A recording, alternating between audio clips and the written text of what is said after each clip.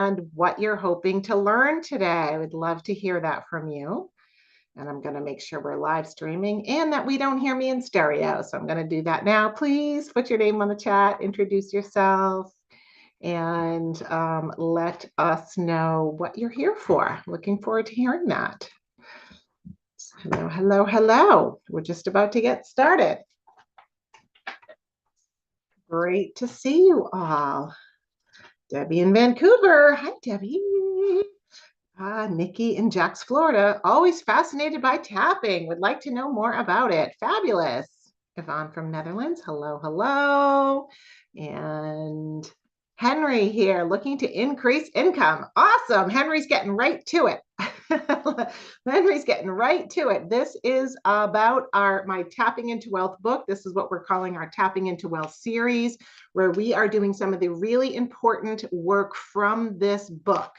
And we are just live streaming this out here to all of you on YouTube, but also many of you who are on my list here got invited to be in the Zoom room here with me. And so it's so great to have you guys here in the Zoom room.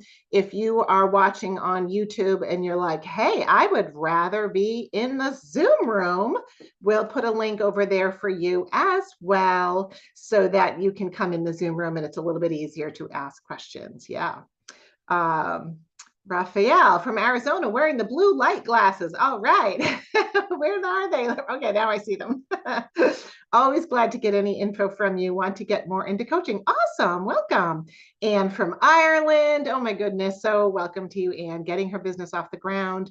Mike from Michelle from Chicago. I have your Tapping into Wealth book. Yay. I have it too. Big surprise. I have a lot of these in my garage actually for when I go talk and give away some books.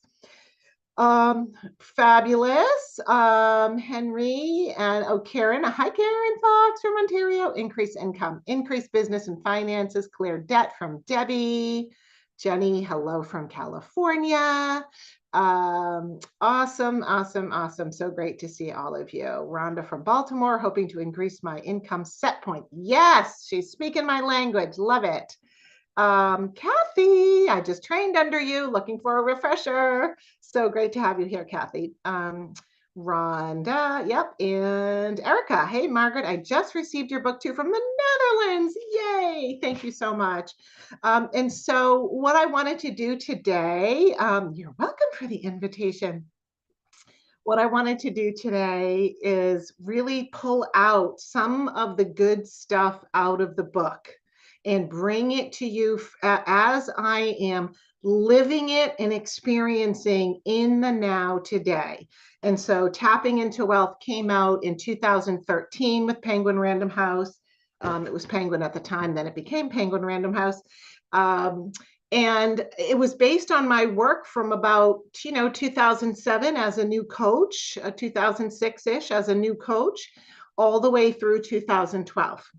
So what I want to talk about today is some of the key pieces that are there and give you some of the experiences that are in the book and reminding you that we have 2 more of these live streams. Next Wednesday and Thursday, I will be doing same time, noon Eastern. I'll be doing a second and a third live stream next week. I just wanted to do a blast, putting out there as much as we can to get into this mind, body, money connection. Okay, so I've got some pop-ups here to answer on the screen. And welcome. I think we're just going to get started. So again, if you're joining us here in YouTube, hello. We are live streaming to YouTube as well. And if you want to be in the Zoom room, we will give you the link to come over here into the Zoom room. And it's so great how all of you are checking in. So great to see you.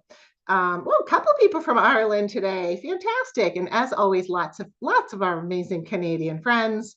Sadia, I'm here to increase my income and overcome my money blocks. Okay. All from South Africa. Welcome, welcome, welcome. Amanda said, here for the dollar signs. Awesome.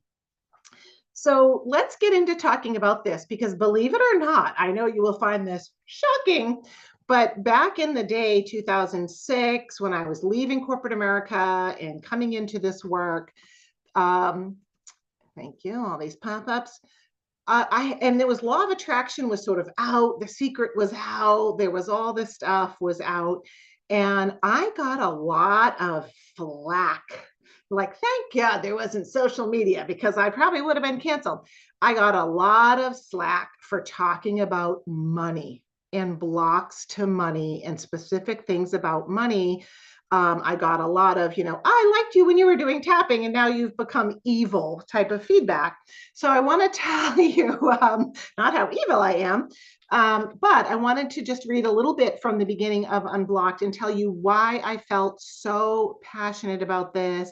And if you don't have a copy of Unblocked, I think the soft copy is, the soft cover is like $13 or something on Amazon. My team is happy to put that link in for you. Yeah, so let me just tell you a little bit about this and why I started working with money and with the 5 types of big money energies we're going to talk about today and how I see the blocks to money affecting people. And so I began my business back then, and I had great expectations of success, especially because I knew I was armed with this one powerful technique, tapping. I had also taken training in hypnotherapy. Quickly found out nobody wanted to be hypnotized. People ran screaming when I talked about it, except people who were smoking, who really didn't want to quit smoking, but they wanted to talk to me about hypnosis for smoking. And so I stepped into coaching, and what I found was that my clients were smart, hardworking, well-intentioned individuals that came to me for help. And they were also stressed about their money situations. So why did they come to me? They wanted to expand their business. They wanted to put their talents in the world. They wanted to make sure they didn't die with their music still in them, and they had their passion and they lived it. They wanted success. They wanted lifestyle.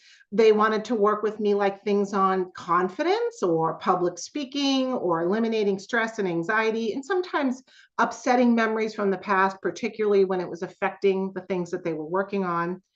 But I observed how well they hid their private financial hell, that in many cases was the biggest source of their constant worry, fear, pressure, insecurity.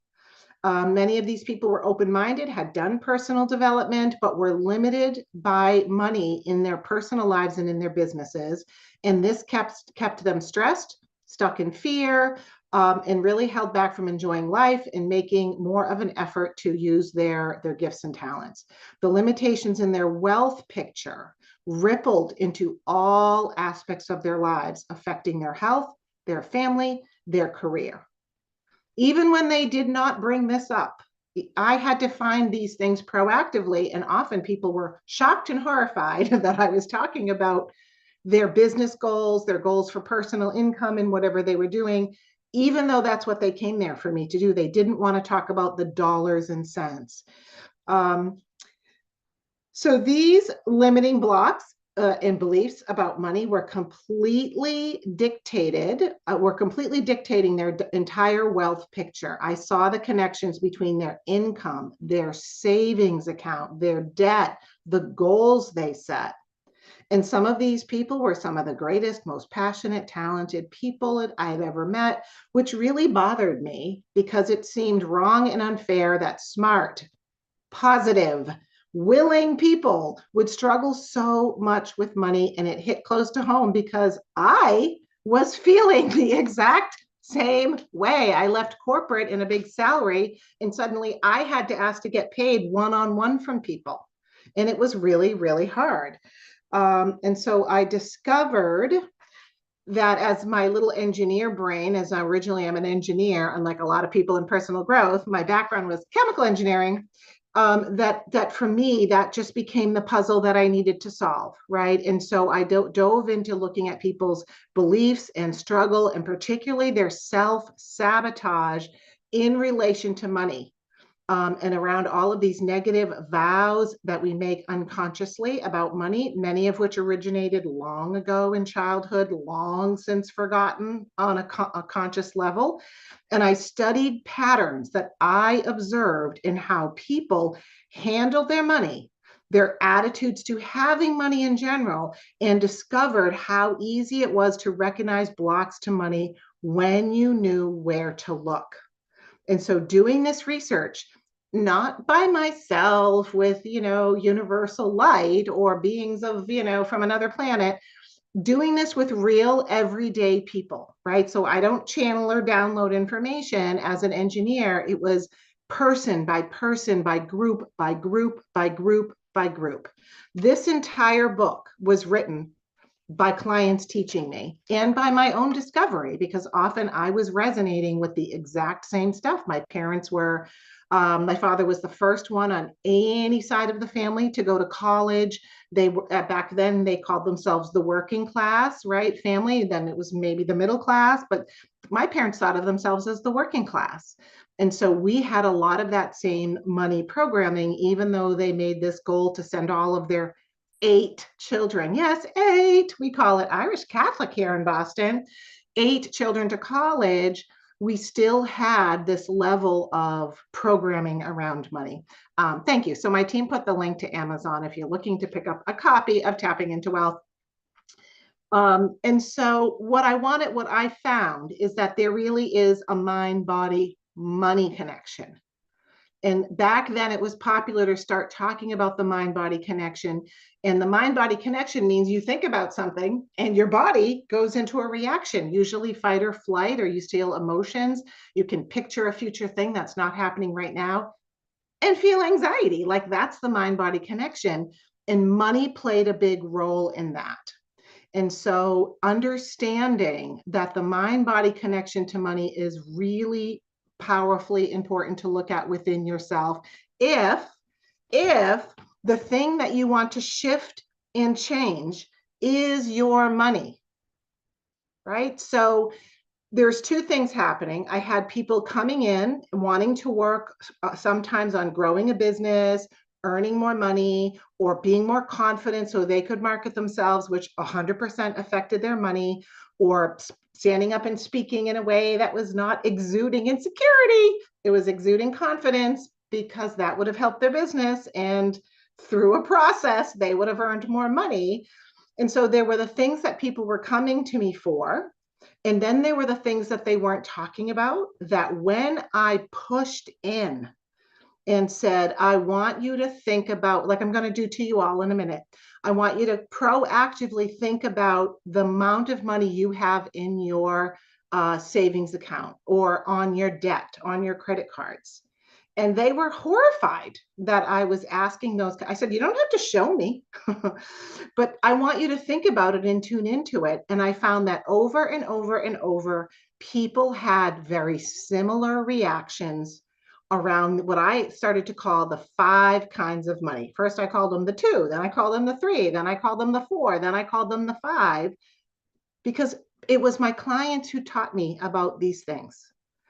And so what I want to show you today is what your inner glass ceiling is. That place where you have a limit that is built into you, that, by the way, is arbitrary, completely arbitrary.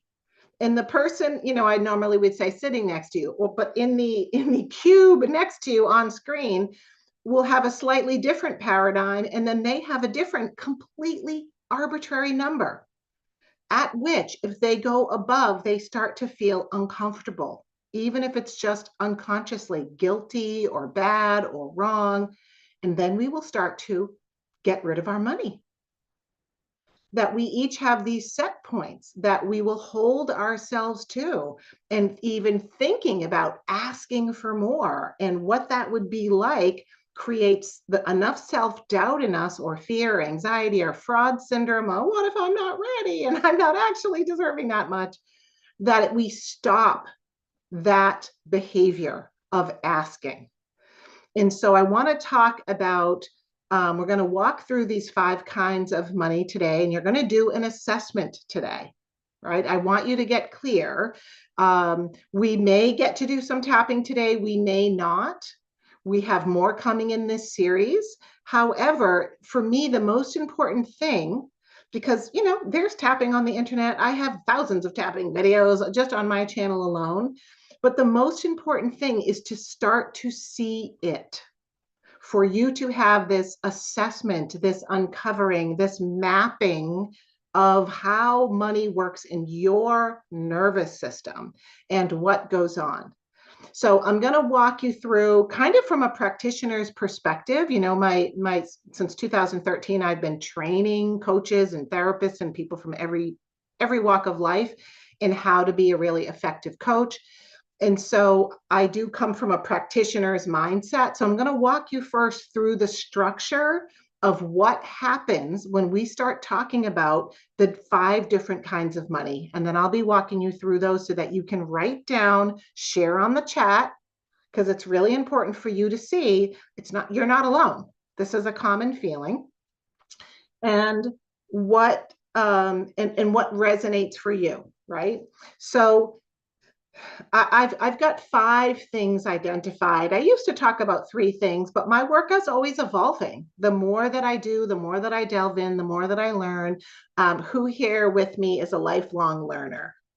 And yeah, right. You just can't get away from it. So I have delved over the past several years more into the neuroscience, the neurobiology of what happens under the surface when we talk about the same things I was talking about in 2013 that I saw so clearly. So I'm going to walk through the 5 elements that happen, and then we've got a separate set of 5, which is the 5 kinds of money. Yeah, Nikki said, I can't get enough, especially neuroscience. And we need to be more informed these days. Okay, and so when I started challenging people in groups that I was doing, like literally in the basement of my home in 2007 and 8, I was trying to do law of attraction. So I thought everything was going to feel super positive, right? It's like, I want you to think about the abundance that you want to have. And suddenly people had some negative, intense feelings in the room. And the feelings were different from each of the 5 kinds of money, but these are the elements that I see arise. And so the very first thing that happens when we tune into one of these types of money is there is an immediate set of feelings that we have about it in our body.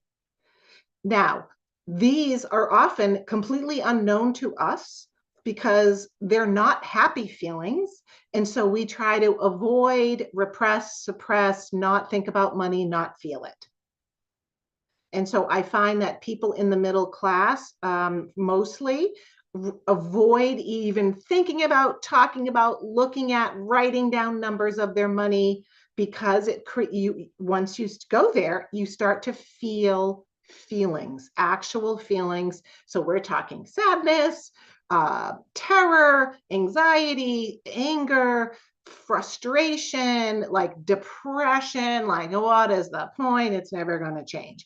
So that's number 1, immediate feelings, and I'll be quizzing you about that. Number 2 is in not wanting to feel those feelings is the avoidance that comes with that, the behaviors of avoidance, which is why my middle class clients were always avoiding setting goals, looking at their financing, and doing good money management, right? So you read all these books by people like Susie Orman and all these great, teachers of financial, and it seems so easy for them because they have no fear of looking at numbers, talking about numbers, making goals in their money, making goals in their investments, making goals in their savings. But for so many people that I worked with, including the financial advisors and the insurance people who had to sit down for a living with people and talk about the money, they were like, Margaret, you're preaching to the choir. Like, we can't get people to show up to appointments. They get nervous. They start to cry. It's just overwhelming. And so the immediate feelings, and with that goes the behaviors I do to avoid feeling that, which often turns into avoiding dealing with our money, avoiding setting goals. We're going to talk about that today. Or the opposite things, which is maladaptive, we could call that, behaviors. Like, I have so much stress and anxiety that eventually I need to have some retail therapy. And then I buy something and that makes me feel good. Right? So there's avoiding being really clear about our finances. Okay, thanks, Raphael. So you're waving. And then there's I try not to think about it, but then I indulge in certain things and I get that relief, that good feeling, that dopamine hit, right? So that's number two is the behaviors. Avoiding is the number one, and then the little things that we do that actually aren't that great for our savings, which are kind of like, smoking, right? Like if you think about someone who's smoking, you have to stay unconscious all the time of the day to day negatives that are happening to you so that you can just kind of keep doing the habit, and we kind of do that in our spending behaviors, right? Yes, buying things and shopping, Erica. That's an English expression if you're not an English native speaker. Like the good feeling we get from buying things, we call that retail therapy. Number three is the self-talk. Once I had people sit uncomfortably and look at the 5 different kinds of money, I would say, what's going through your head right now? And they would tell me some really negative self-talk, right? Some like catastrophizing, like, oh my God, what is going to happen? What if something terrible happens? Oh my God, I'm not safe. And, or I'm such a loser. I am this, what is wrong with me? Or nothing I ever does matters. Right. So there's a self-talk that goes on, and that's really important because it adds into the immediate feelings and the avoidant behaviors, right? And people think that the self-talk makes sense, but it actually is worse on the at a neuroscience level. The fourth thing that came up that really surprised me was in different types of money, the 5 different types we're going to walk through, could be past events where the soon as they thought of that bucket of money, that type of money, because money is not one thing, you have to break it down. Immediately, certain people, not everyone, would have a past event that was still so real and so painful that they would say they were stuck on it. Like, if that hadn't happened, I would be in such a different place. And so I ended up naming that a financial trauma. I think we're going to be talking about that next week in one of our other live streams. I'm like, there's a thing called a financial trauma. No, I never heard anyone put those 2 words together, but a past event that was upsetting that even today is still, every time you look at your money, you feel it and think about it, and all the grief and the unfairness and the sadness is still there. I found those to be incredibly powerfully important on our money. Yeah, like divorce. Well said, Amanda. Right. Yep. Yes, Raphael, exactly. Losing a beloved parent or an inheritance. That is a huge one we're going to talk about. Okay, and so what's the fifth thing? So 4 was past events. The fifth thing is the neurobiology underneath of all of that.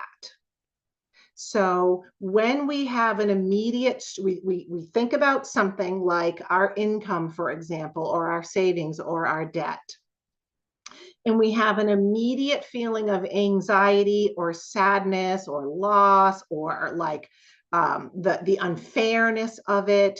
What does that do in our nervous system? And we understand that so much better today because we have this tool called tapping, which turns down the fight or flight so we can see it change.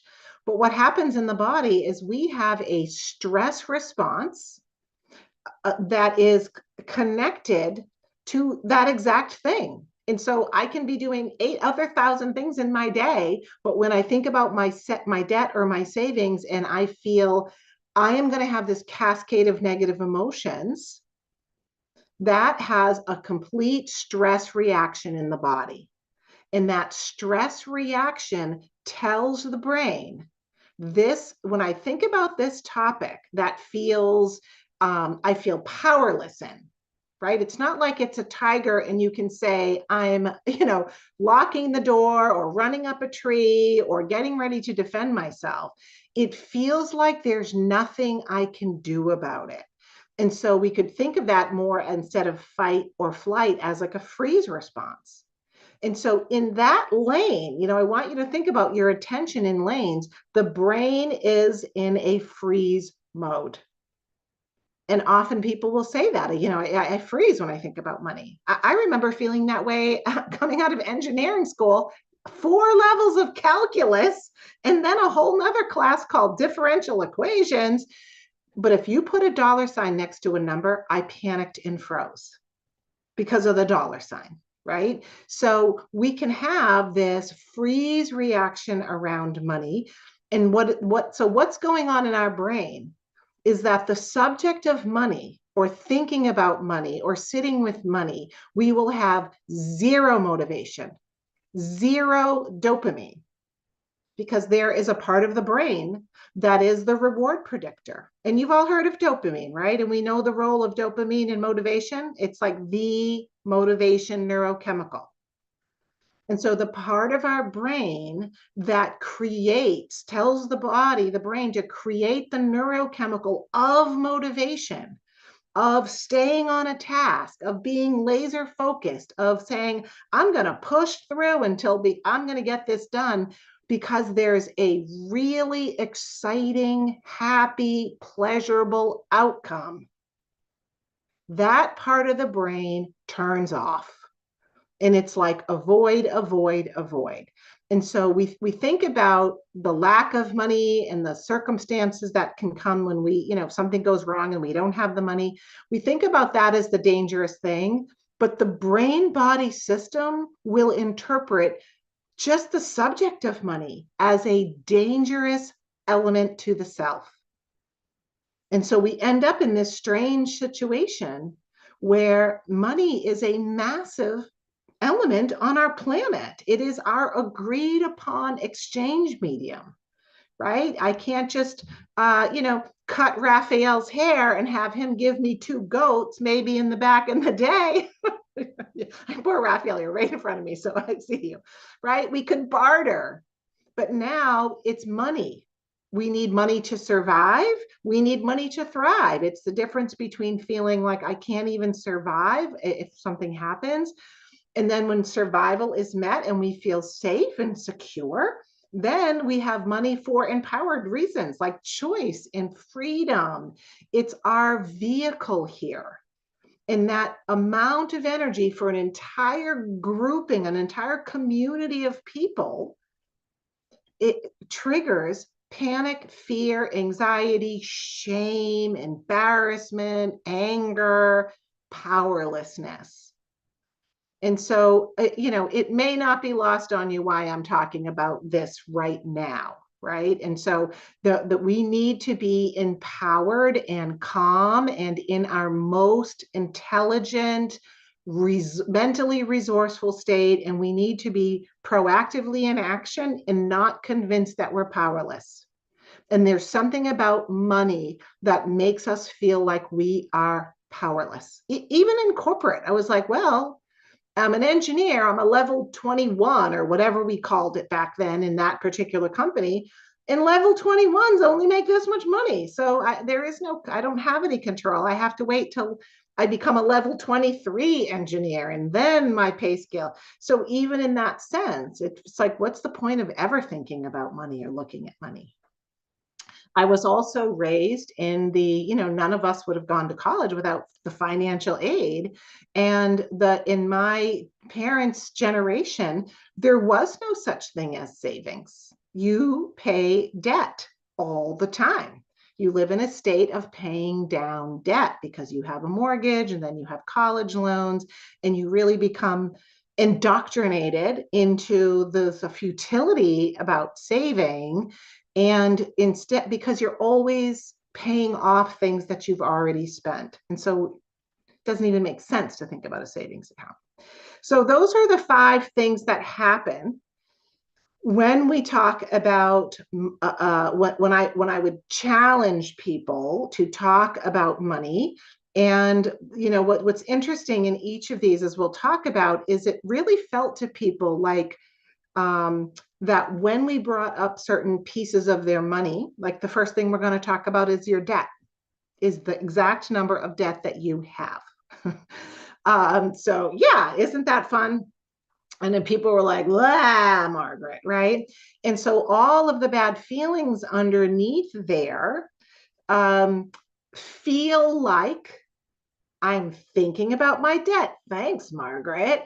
And now I'm having a reaction to it, which is true at some level. But what I also found is that that feeling was there before the debt was created. It came from our paradigm. This is chicken and the egg stuff. It came from our paradigm, and we manifested our money to match. So let's talk about that.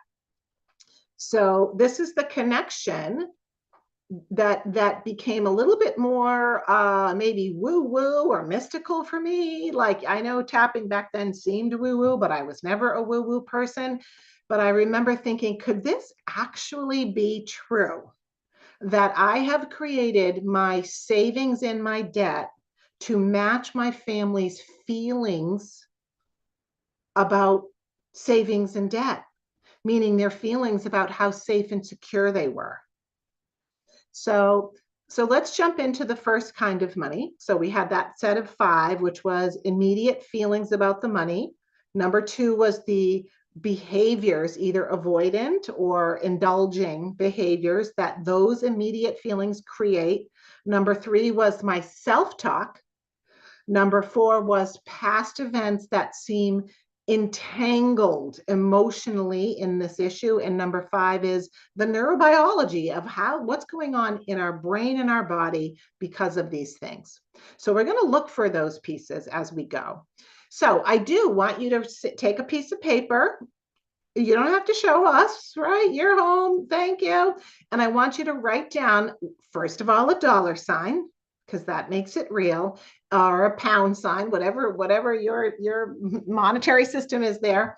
And I want you to write down the number that you have in debt that you would consider like bad debt, right? Like credit card debt or high interest debt. You know, people go back and forth about whether they consider their mortgage, for example, here as debt.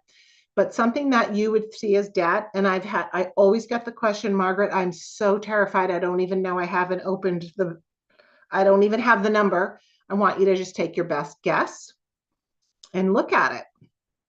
And if you had a big red magic marker, I would ask you to use that to make it even more glaring. So write it down and look at it. And I'm sorry, I know it's not comfortable, but I want you to say out loud, there it is. This is my debt. What is the feeling when you really have to sit with it? What are the 2 or 3 feelings that come up quickly, and where do you feel them in your body? If you do feel them in your body.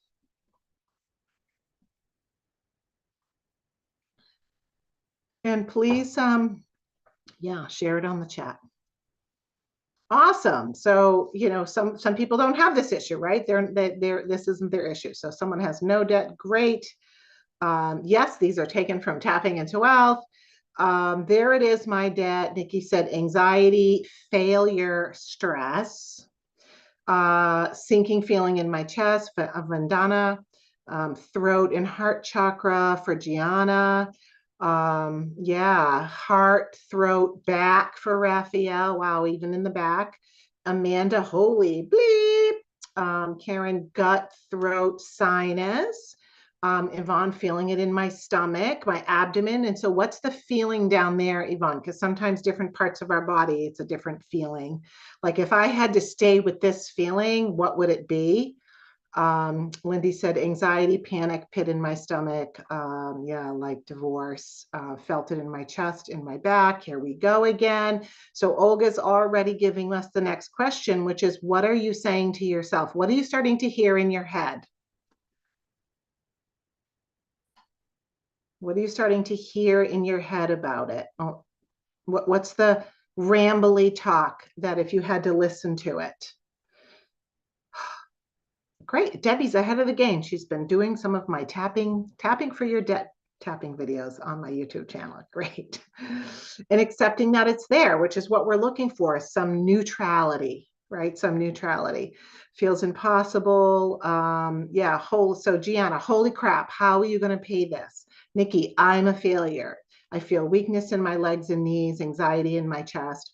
How will I ever pay this back? And right, and when we listen to that self-talk, is that going to make us feel calmer or increase the fight or flight or freeze? What is that self-talk going to do if we listen to it? How did this happen? I'm going to have to work really hard. It feels like a disappointment. You're never going to get out of this. Who are you kidding? I can't survive. I can't survive on my own. So much debt. Freeze. Yeah. So the self-talk, if we stayed with it, would amp up and make all the feelings even more uncomfortable, which is why we immediately try to stop thinking about it.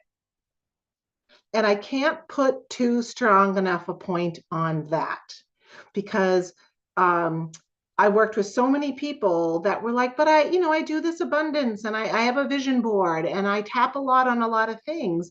But unless you specifically tap about your money, you don't get change in your money, right? If you had a giant splinter in your hand, all the positive thinking and all of the Reiki and it would not do any good until you take the splinter out, right? Then you can help with the healing. But well, there's a giant thing stuck in your hand. You have to address that. And it's kind of a gross analogy, but this is where I want to encourage people, and people get really mad at me, to think about money specifically if that's something that you want to quote unquote heal. Right. And so, heavy heart, I haven't handled it well. So you start to hear some of the self criticism as well in there. Yeah, starting to feel the palpitation. So take a breath. Because we're just doing our assessment here. I want you to now just think, and maybe not, but is there a past event that pops into your mind that you would say, my debt would be in a totally different place because of this? And if it's true, we call that a financial trauma. I have a past event that still feels what? For those of you that nodded, fill in the blank. I have a past event that still feels what? That every time I think about my debt, if I stay with it too long, instantaneously that comes up, right? I was so stupid to trust someone with my money. So now we have a painful past event, which is a massive triggering of the nervous system that also gets activated. Is it any surprise that you haven't sat down and really worked on reducing your debt, or read the books, or got an expert, or put a plan in place, even if it's $1 a month, right? Is it any surprise that you very likely avoid the entire topic?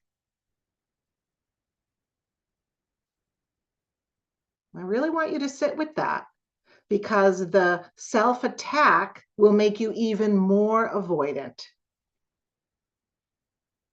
The catastrophizing, what if, is only going to make you even more powerless, which means you're going to avoid it more.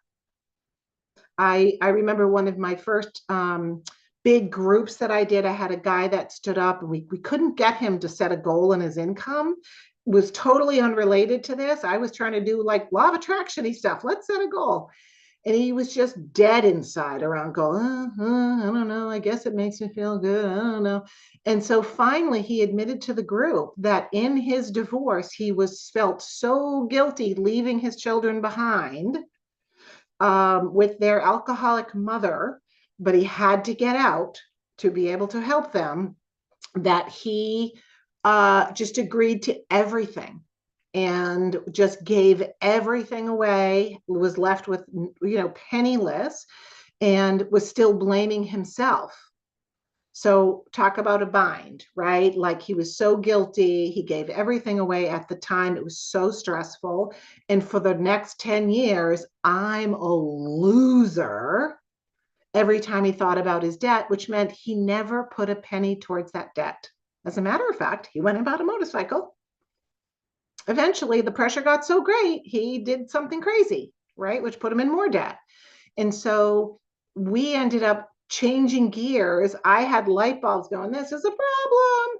And yes, it is true that months later, I've told this story before, I think I talk about it in the book, he reached out to me and said, I have cut that debt down. I'm on a plan, a repayment plan. I don't even think about it. It's happening. Like the relief of dealing with that past event, forgiving himself, and then being able to look at the debt with neutral eyes as a problem he wanted to solve. And by the way, this guy was very, very high up at a technology company, very smart guy. Some of the clients I had were financial people, right? CPAs, accountants, bankers in their own finances. This is what they felt. Imagine you're advising people all day long on reducing their debt and making their finances healthy, and your shame is that you can't do it in yours because you feel nauseous, betrayed, like an idiot. It's all my fault. What if it gets worse? So I can't take action in my own money. And so again, I just was like, these people are me. Like, these are my people, and they're suffering in silence. So, and so I want you to take a look at that. And what I have found is that often what debt brings is a lot of shame, right? So, of course, anxiety and fear, but a lot of shame, embarrassment. It's all my fault. Yeah. What if it gets worse? Right. And so, debt, I call the chapter in the book The Silent Scream of Debt, because, it's the secret thing that nobody knows about us. For these people that were CPAs and financial advisors, it's where they energetically put their shame. It's where they put their, I was raised to believe I'm not good enough, not smart enough. Who do you think you are? So I appear successful on the outside. But when I look at my debt, I know the truth. I know the truth is that I'm actually not good enough. And that's my shame hidden in my debt, and nobody knows. But because of that, they couldn't be confident. That was their dirty secret. And so when I have found that when we have an I'm not good enough shame, we will manifest debt and then look at it every day and go, this is my proof. So the mind, body, money connection for me means if I work on that, then suddenly I watch, like nothing changes when we tap, like the what's in your bank account doesn't change, but people's behaviors changed. Because even as someone said from tapping with my videos, if it at least feels neutral, what happens in the neurobiology of our system when instead of in fight or flight or freeze, we now come out of that response and are in a calmer nervous system? What happens in our brain? I know somebody knows. Tell me on the chat. What happens to our brain when we go from fight or flight back to normal reality? Which, by the way, yeah, prefrontal cortex. Thank you, Penny. This goes offline when we're in fight or flight. We don't have the same access to our prefrontal cortex. Like, that's what makes us human. That's all your smarts. And so when we can be neutral, all of a sudden I see people having ideas and creative, and they're excited about it. All the neurochemistry changes. And so I want to submit to you that your money, when you look at your money, when you think about your money, because next we're talking about savings, that's the second type of money we're going to talk about, that it has if you let it can have the effect of biologically modifying you into a less intelligent, less resourceful, less empowered human. A human that is in fight, flight, or freeze. And we don't need that. I don't want to be biologically modified. But money can do that to us. Psychological association, over the years, the APA will say like 70% of Americans have anxiety about money. Like, it affects us a lot. So I want you to come to your savings account. I want you to write down the number that you have in your savings on a new piece of paper. Write savings at the top and then put the dollar sign. And if it's zero, write zero.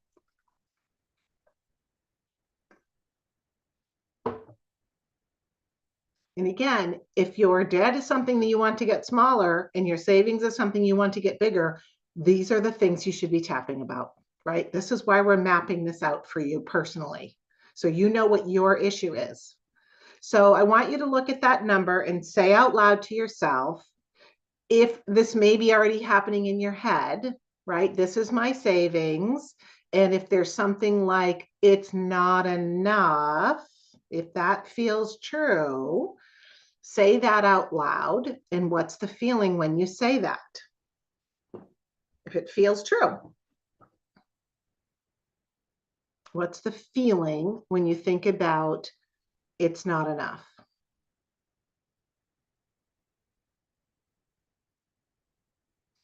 Crippling, worry, anxiety. Feels horrible. So Elizabeth, fill in this sentence, right? It's horrible. I could just what? I could just what about it? Sad, helpless. Debbie, great, neutral. Fear, sad and constrained. Pressure, failure. And so feeling like a failure, what's the feeling in that? Being afraid for a long time, what's the feeling in that? And so let's say the words of, so defeated. What's the feeling in defeated? And so, so I want you to think about that savings. What does savings represent on this planet Earth? When we have a savings account, we are more, what's the word? Begins with an S. Yeah. Secure, stable, safe, security, right? They say you should have 3 months, 6 months living expenses in the bank, and then you can have this sense of security. And so recognizing that savings account is on a woo-woo scale, is a metaphor for how safe do I get to be in this world. That's what I'm going to manifest my savings. And so I want you to say the words that go with savings account, which, looking at it, say the words, the truth is I don't feel safe, and see if that feels true.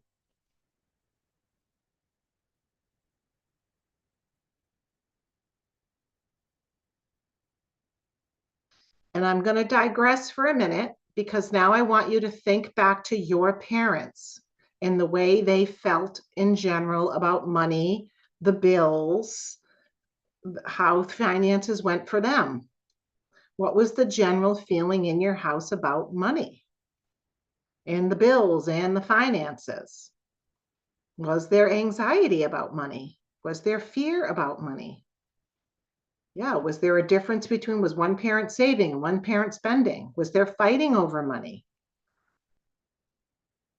And so when we have, what I have found over these 18 years is that when we had a feeling in childhood that we weren't really that safe and secure, this is the chicken and the egg thing. So now, even though I live in a completely different time, with a completely different career and a completely different pay scale and completely different conditions, I have manifested a situation where I feel exactly how my parents felt about money. Does that feel true? And it's often we will have one parent we feel compassion for. And so it's like if the one was the worrier or the victim sort of, and the other parent was sort of, acting badly in money, we will often oscillate between the two, right? So I can't spend because there was never enough. But then my other parent was like, it's no fun because we never get to spend. So then sometimes I overspend.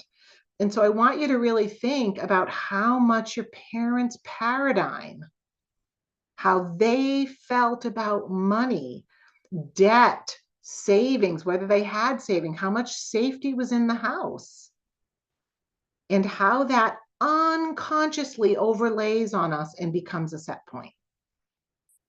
And I want to suggest to you that, again, in the reptilian brain, there are forces that are stronger than you realize, survival-based forces, which is, if I'm not loyal to my family and stay in the same paradigm of my family, I am going to be rejected. I won't have the same complaints. I won't fit. And it's not logical because we know we're grown up. Sometimes our parents are passed on. It's the reptilian brain that says, I need to have the same complaints and worries and fears as my family to be accepted in that group. And honestly, I can't impress upon you enough the power that that can have over us in our present day. Great point, Amanda. What if they never talked about money? And so there's a vacuum. So how often do you talk about money? Right? Was there any role modeling about money? Where we often hear that people who were raised wealthy, they were taught money fluency at a young age. It were talked about. We talked about earning, talked about all of these elements about money at a young age with no fear, with no restriction.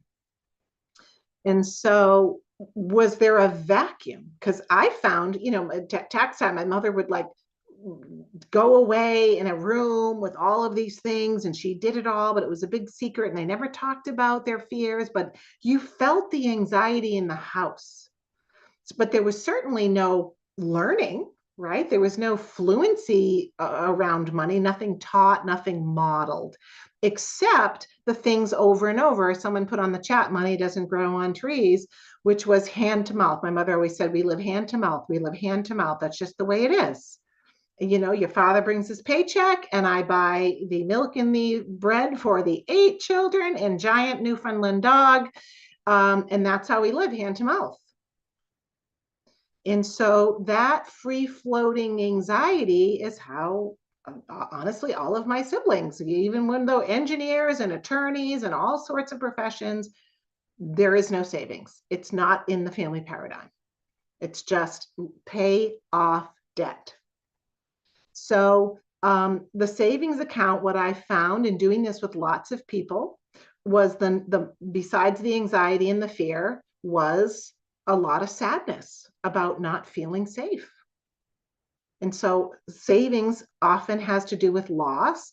And when someone has a past event, same thing, if you think, wow, there's a past event that if that hadn't happened, my savings account would be different. That can be a connected past event, another financial trauma. And I found that most of those past events were very, very sad, like the loss of a parent, the loss of security, the loss of an inheritance, a parent's divorce that ended with battle and one parent really being wronged. And so each of these types of monies had a common type of a emotional reaction to it and a self-talk that goes with it. Okay, and so the next two we're going to kind of do together because it's income and it's income goals. So I want you to write down your income, your monthly income. Let's put it that way because we often know what our bills are on a monthly basis. And see, and if you are becoming a coach and you have an income from a job that you want to leave, then it's important to put down the income that you are getting from the thing that you want to expand. And underneath it, I want you to write down your income goal. If you've never thought about that before, I want you to think about it. How much money per month? Because we typically do know what our number is per month, like how much, what our bills are cost, right? How much do you want to earn per month? Gross, that would give you a good life. And don't put down the number that is like, I just asked for enough to get by, because that's the old paradigm, just enough to get by. And so what I find when we look at our income, and often there's a feeling, and if this feels true, you can say it out loud and see what happens. It's not enough. And see if that feels true. And then again, what is the feeling in that? And what kinds of things do you say to yourself about it?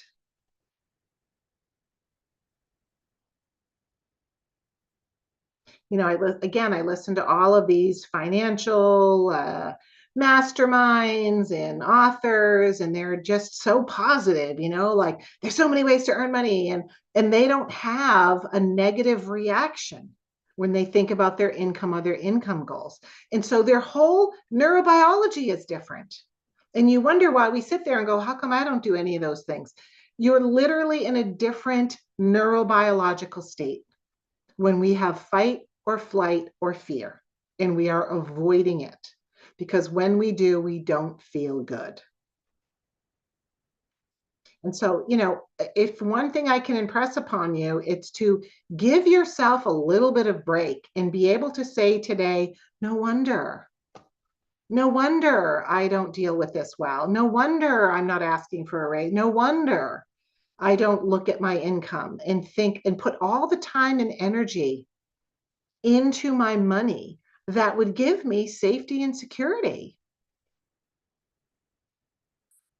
Because the problem that we have in our money does not equal the actions that we take. It's one of the few areas in life where the problem does not get met with an equal and opposite smart action that you guys do at work all the time. I know you have your whole careers, right? If there's a problem at work, you and the team, you don't take it all personally and panic. You say, how are we going to fix this? And then you work smartly towards a solution, but we don't do that in our money. If a dog ran into your yard every day and bit your child, you would be like, problem, we are mobilizing for a solution. I am putting in a fence and I am doing this and I'm taking all these actions. So why? Why do people like Susie Orman and every other of these luminaries in finance say, I don't know, people act so weird when it comes to money? Like, let's get real and talk about it. Is that it's the one area of life where the fear, the anxiety, the sense of how important and dangerous it is does not get met with equal energy, action, and focus. And that is because of this impact. And I want to suggest to you that you were wired to feel this way, and it has come out in your money. And the good thing about that is when you change how you feel, your money will change, not by magic, but by through the ways that you act in it. So income is closely, we're running out of time, so I'm going to go a little faster here. Income, I find, is closely related to my family paradigm belief about the value of me and the value of my time. And that matters. Have we ever heard of two people doing the same job getting paid different amounts? Did I just make that up? Was that a dream I had? Or do we have many, many decades of history of finding out that the person sitting in the cube next to you is making 30% more than you, and you haven't asked? Yeah, I mean, in all sorts of situations, right? Women is an easy example, people of color, another easy example. But also, I mean, when I got into management, I saw men in the department who just didn't know any better and didn't ask for more money, sitting next to a guy in the department who came from another company and was like, I want 3 weeks vacation. And they got it because they came in confident and asked for what they want. And so there was no reason that one person was getting paid $10,000 less and had one less week of vacation. And so, what is the value of me and my time? When I switched into coaching, I still had colleagues in the corporate world, and I had a colleague who had the same size territory. We were both engineers doing outside, like technical sales, yet she was working 60 hours a week, and I was working about 20, which is why I had time to train for a new career. And so, why was she working? Because in her paradigm, her father was a workaholic. If she didn't feel exhausted at the end of the week, it's the only way she knew she deserved the money. And because this job paid her more than the last job, she had to work more. Value of her time was low. So she had to work harder to even feel deserving of the generous salary that they gave her. It was like a nightmare for her. And so these energies are there. When it comes to income goals, it again will trigger our paradigm. So I want you to look at your income goal and have a different tact, which is saying this out loud and just seeing how it feels. It feels impossible, or it'll probably be really hard. Does that feel true? Yeah, it's a self-esteem issue. It's the value of me. If I were to ask for more, I am going to get, and this is the most classic phrase of all, who do you think you are? Right? Who do you think? And so I say that to myself first. Do I deserve it? And then I wait. So this is the root of perfectionism. I'm going to keep proving and I'll wait another few years before I ask. When it comes to our income, all of these same things can come up, but it's a separate type of money. Like our income is a type of money and our income goal is a type of money. And I can't tell you how many people have told me they're running a small business, they're being a coach, they've never written down a goal for their income because as soon as they do, they feel crappy because it feels impossible, it feels overwhelming, and they start to feel powerless. Yeah. And so Cynthia said, it's curious how I feel when I set financial goals, ambitious ones. I feel empowered. I feel optimistic. Then I look at my current numbers and I feel terrible. How is that possible? Look at all these energies. And so there's a side of Cynthia that's like, I do want to believe it's possible. I want to get excited.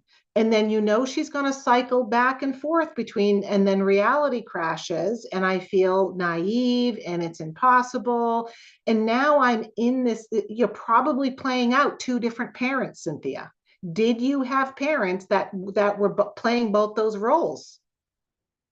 Which is really interesting to think about. Was one of your parents like, it's possible we can do big things, and the other parent is like, you're being pie in the sky. So Cynthia said yes. So how do I know that? Am I psychic? No.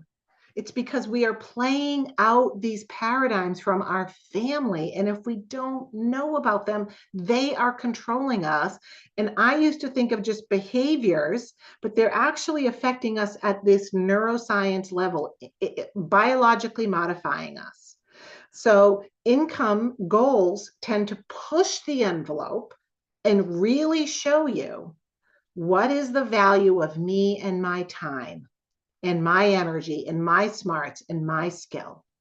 Because when the income is high, it'll make us feel anxious, it'll feel impossible, and then we'll feel powerless.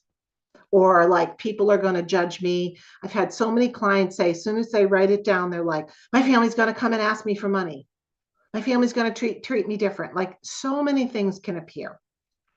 So let's quickly talk about the last kind of money. Not everybody has this, so we're not going to go too deep into it, but it's something to think about because it came up over and over and over with my clients, not all of them, but some. And so we have debt, savings, income, income goals as 4 kinds of money. The fifth one is called toxic money. So I'm going to give you a description of toxic money as we end this call.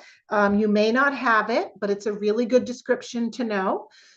If some of this is resonating, I definitely want you to be here next Wednesday. I'm doing another totally free live stream. But before I tell you about toxic money, I also want to let you know that in a couple of weeks, we are doing a women's challenge to work specifically on women's unique blocks to money. I think it was Raphael that put that on the chat for us, women getting paid less than men. Thank you, Raphael. And so in this 3-day challenge in a couple of weeks, we have a link for you there.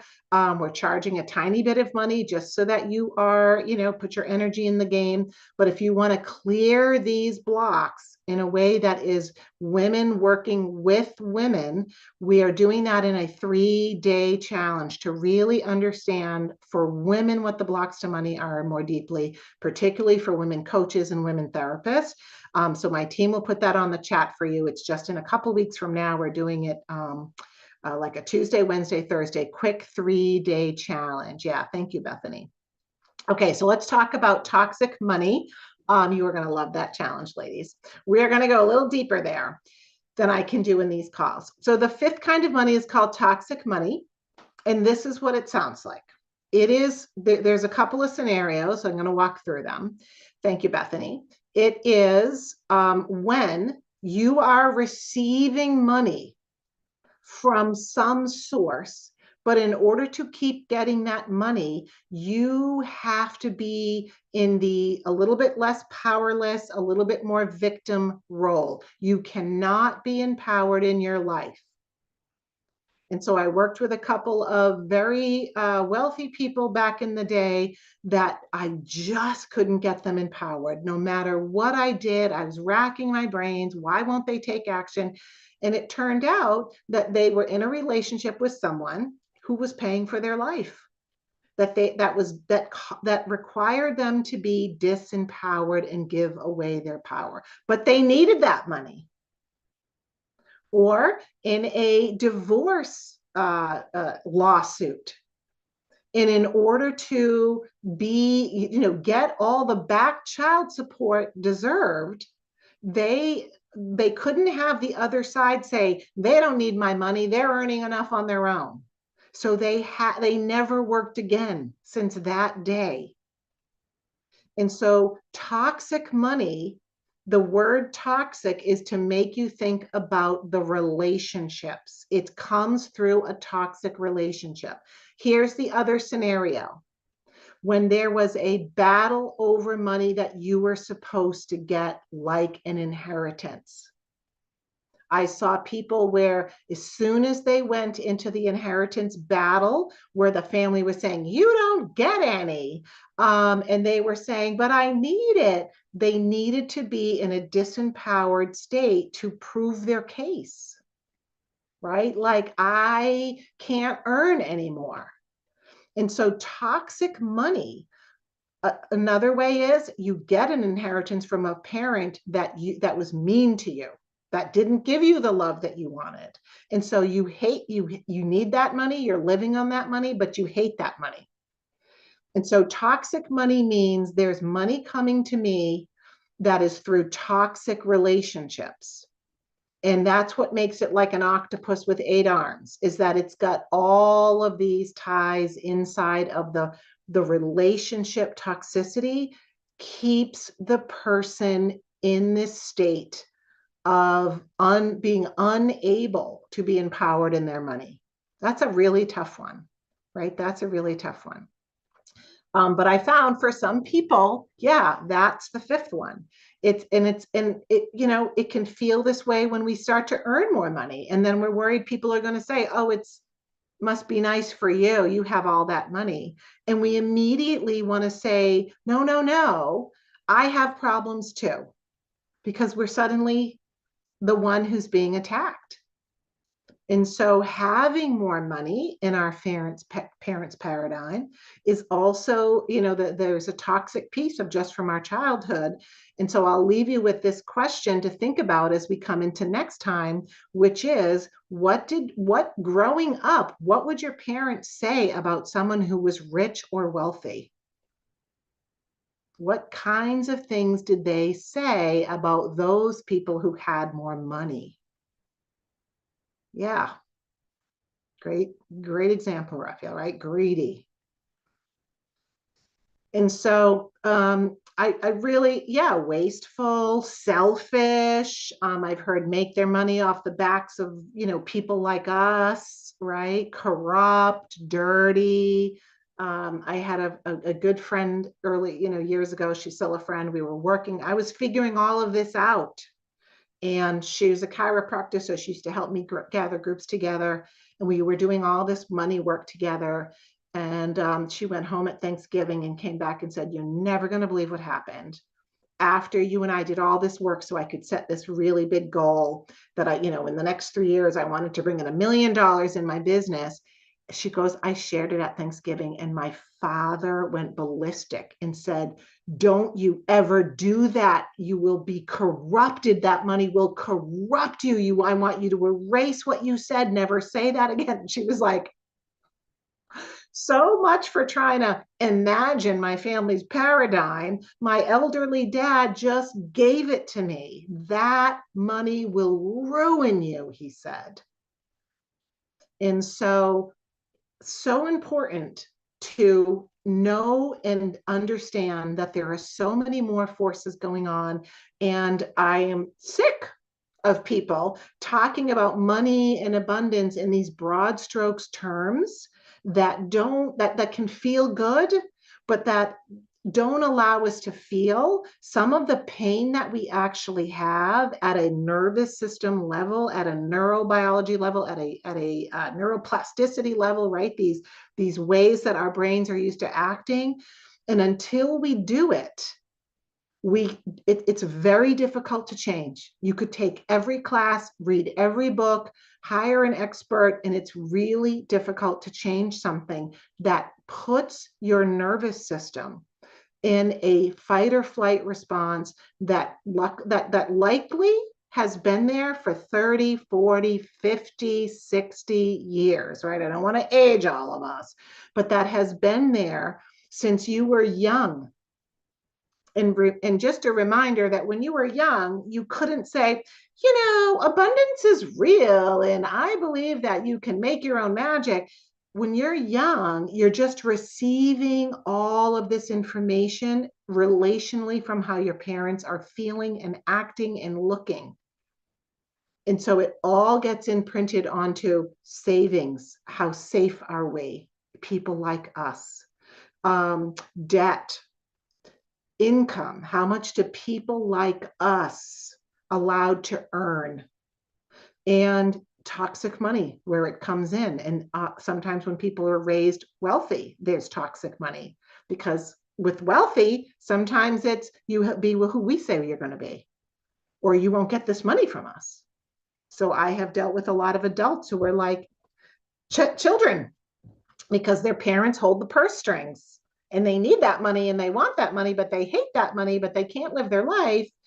And so toxic money can be very, very toxic part of our childhood as well. So I want to leave you with that today. I really want you to sit and think about some of your awarenesses today. Think about it as a map. Like when I think about savings, I feel this. When I think about debt, I feel this. When I think about income and goals, all of the stuff, because gone are the days when we just list, do I have blocks to money?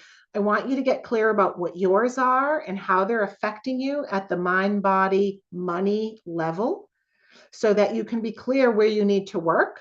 And then come back to me on Wednesday for our next live stream. If you're here on YouTube, if you want to be in the Zoom room with us, we can do that as well. And if you are a woman in the group, we do have this challenge that's designed for women, with women, to get specific on our money block specifically, because we get a little bit deeper into the hormones and the ways that women have been We have been raised in culture around our value and how much we have to prove in order to earn. I'd love to see you there. I think it's $27. And that's really, $27 is for you to have some skin in the game to show up at the challenge. And that's just in a couple of weeks. And of course, if you want like this, pick up my book, Tapping into Wealth. We got a link there for you on Amazon. My team can put that on there again.